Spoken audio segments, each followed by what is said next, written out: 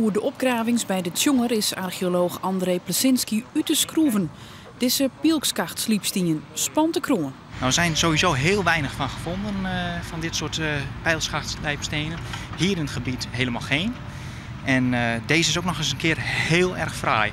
Hij is zo mooi uitgeslepen, hij is gewoon perfect gemaakt, hij is rond, hij is eigenlijk te mooi om waar te zijn.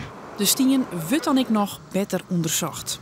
Het wie bekend dat hier bewenning wie in de stjentijd en de broenstijd de naaisoort te wierd westhaven om te weeën.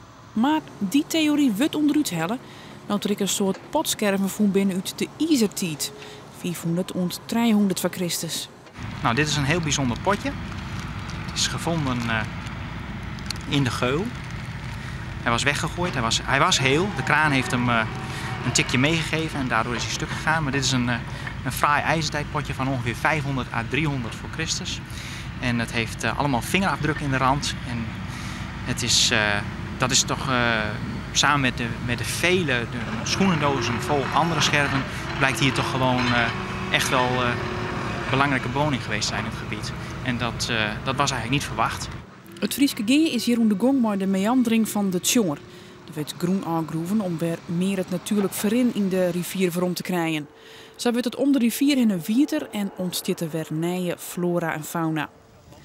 Deze weken waar ik het skelet van een hinder uit de Romeinse tijd opgroeven bij de terpagravings van Dronriep.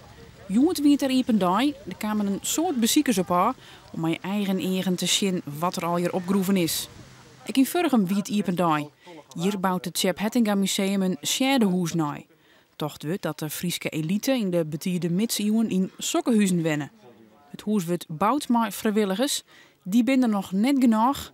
Het is dan ook de vraag of het al hier klaar is in november.